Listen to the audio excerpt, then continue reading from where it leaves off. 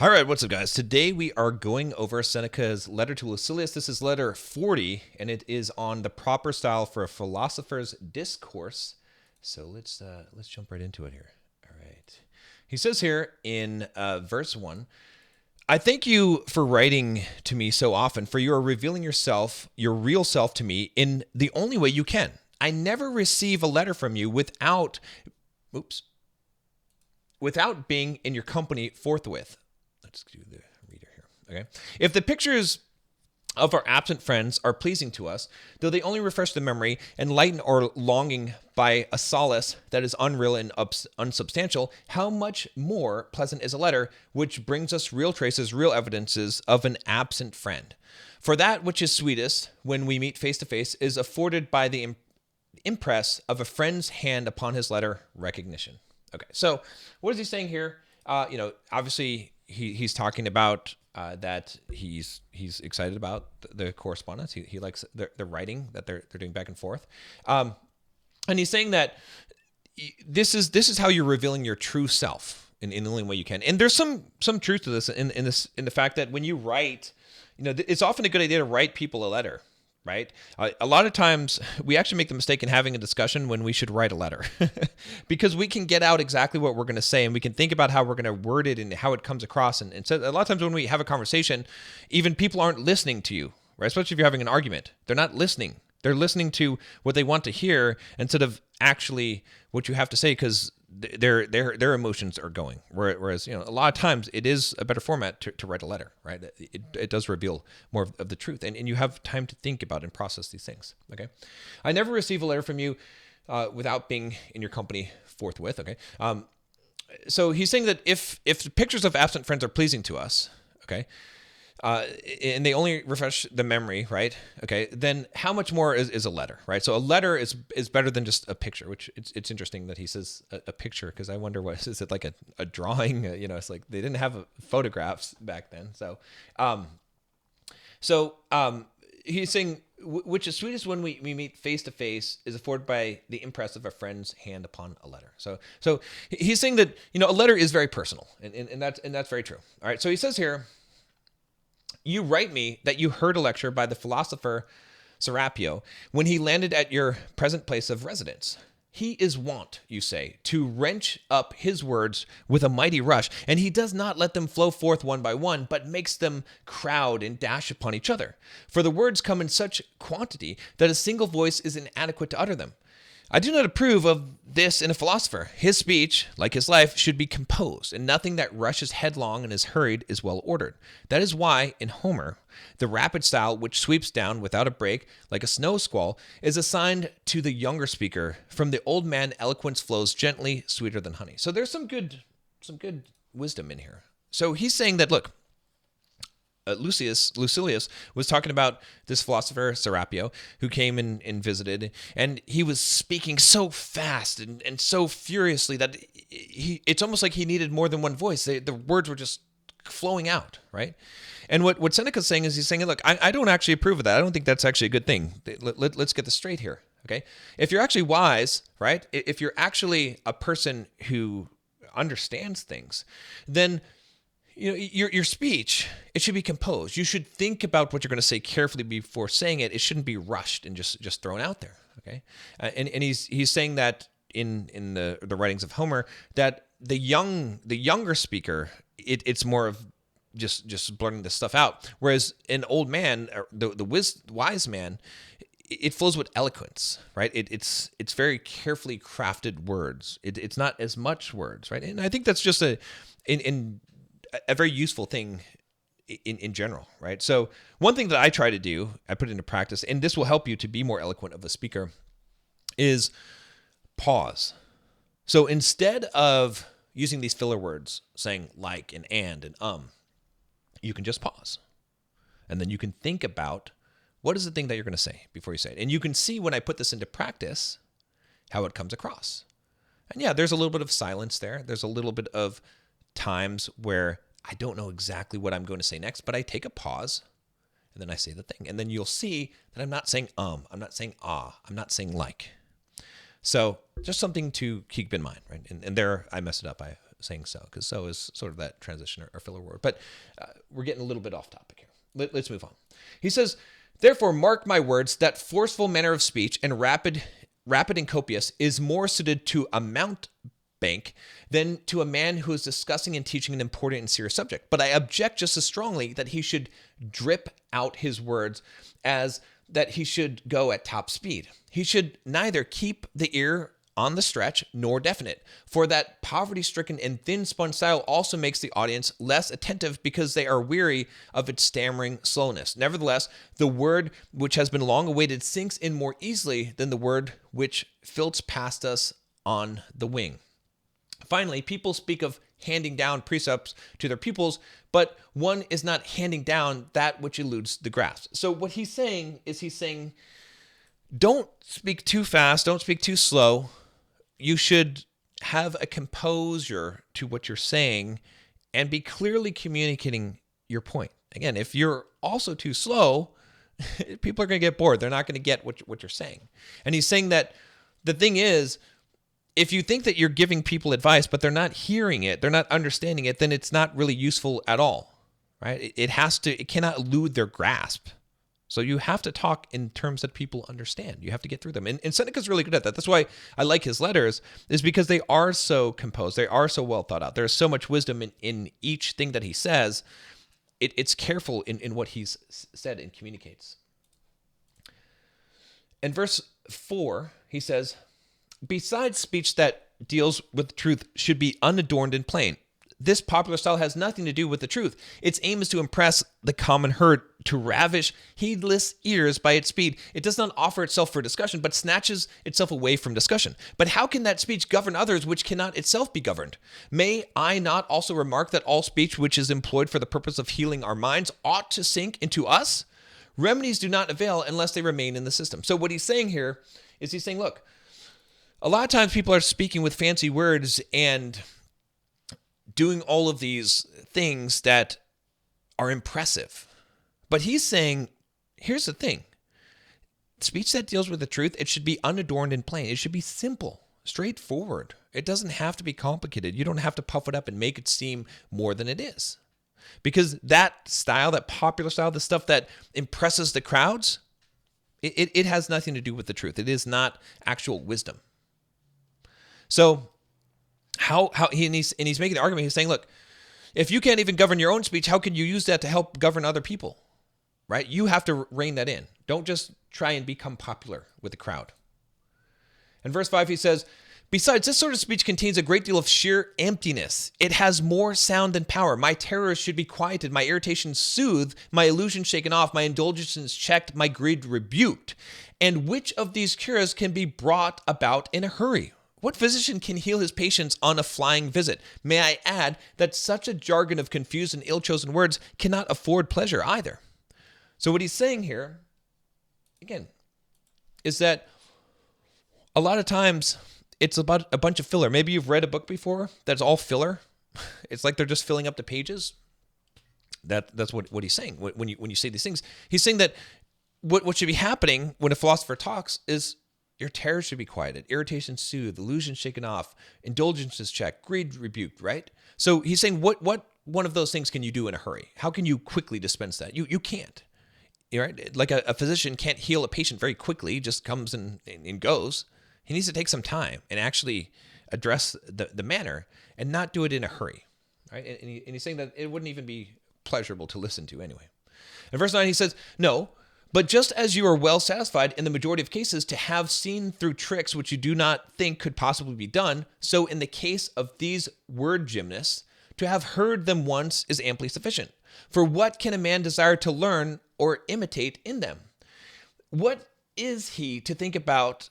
What is he to think of their souls when their speech is sent into the charge in utter disorder and cannot be kept in hand? So he really doesn't like these guys, right? And this is very similar to what we see today, right? If you go on Instagram or YouTube or TikTok, you get a lot of buffoons talking. You get a lot of people that are gurus that have these massive followings, and they're saying dumb stuff. They're saying stuff that is either just vulgar and repulsive, and so it invites people to watch that, or it's just all these simple diatribes. There's no real depth to these things. Some basic stuff, telling people what they want to hear. Again, there's so much of this, right? And so he's saying that, it being a word gymnast, right? And there's some people that, like I said, that you see today where they're doing all of this polished stuff, but there's really no depth to what they're saying. He's saying that that's just a waste, right? And he's saying that, look, what are you going to think of them? What does it say about their character if they can't even keep their speech together? If it doesn't even make much sense, then what of them, right? You can determine something about them based on that. In verse 7, he says, just as when you run downhill, you cannot stop at the point where you had decided to stop, but your steps are carried along by the momentum of your body and are borne beyond the place where you wish to halt. So the speed of speech has no control over itself, nor is it seemly for philosophy, since philosophy should carefully place her words, not fling them out, and should proceed step by step. So he's given the example of, if you were to run down a hill as fast as you can and you try to stop, you're still going to be carried forward by your momentum. And he's saying that someone who's speaking like this in a hurried fashion and just blurting out words, it's also the case. A bunch of stuff is going to come out after the point where they intended to stop, or where it even made sense at that point. He's saying in verse 8, what then, you say, should not philosophy sometimes take a loftier tone? Of course she should, but dignity of character should be preserved, and this is stripped away by such violent and excessive force. Let philosophy possess great forces, but kept well under control. Let her stream flow unceasingly, but never become a torrent, and I should hardly allow even to an orator a rapidity of speech like this, which cannot be called back, which goes lawlessly ahead. For how could it be followed by jurors, who are often inexperienced and untrained? Even when the orator is carried away by his desire to show off his powers, or by uncontrollable emotion, even then he should not quicken his pace and heap up words to an extent greater than the ear can endure. Right? So there's actually some really popular people today that do this, that have some good things to say, but they're using all these fancy words and making it. I'm not going to name some names, but I read a book by a very famous person who became very, very popular, and it had some rules. Okay. And the book was just, I like the guy. I like a lot of what he has to say, but it was just a lot of gibberish. It was a lot of puffed up words and beatitudes. It did not have very much actual meat to it. Right.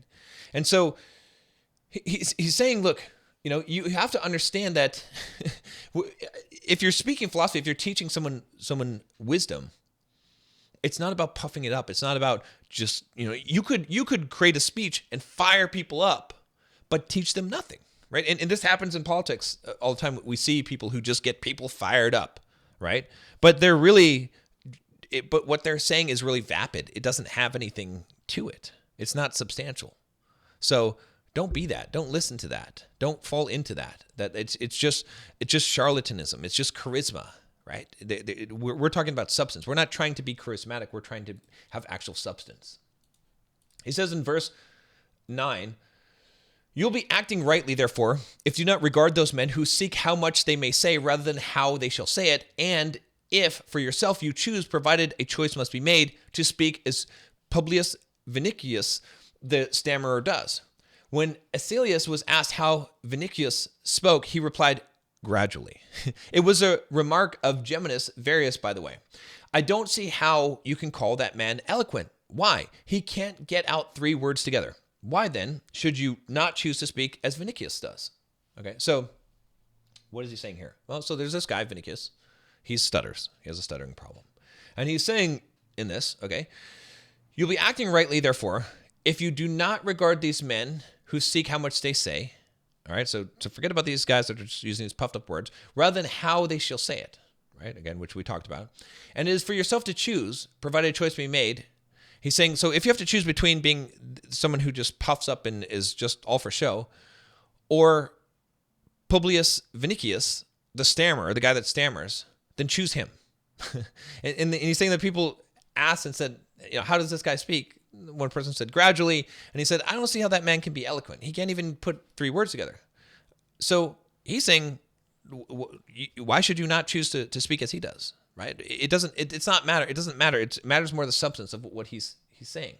And we'll go on in verse 10. He says, though of course some wag may cross your path, like the person who said when Vinicius was dragging out his words one by one, as if he were dictating and not speaking, say, haven't you anything to say?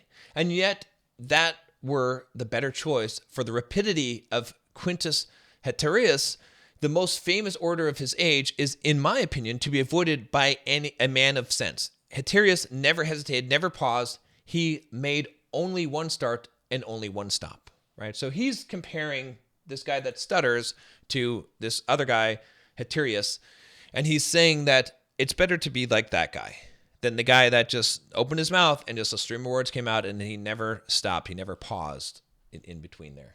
Right. And, you know, at this time, obviously speaking and public speaking was a big deal. And there was a lot of schools and training of words and how to speak. We talked about this in some of the other letters. So this was kind of a big deal. And this is something that obviously irked Seneca, right? Because here's Seneca. He's this wise guy who understands things, who really has a good grasp on things.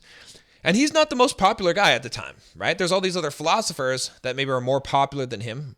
Now he's more popular, and they're charlatans. They're saying all these puffed up words. They're saying all this stuff that doesn't have any meaning to it, that's not well thought out, and they're trying to impress people, impress crowds. And yeah, Seneca is irritated by this, right? You know, maybe he's not as much irritated, but he recognizes how bad this is. Like it's something that he's trying to tell people, look, don't fall into this. Don't be this. This is not the way. This is not advancing the cause. He says here, however, I suppose that certain styles of speech are more or less suitable to nations also. In a Greek, you can put up with the unrestrained style, but we Romans, even when writing, have become accustomed to separate our words.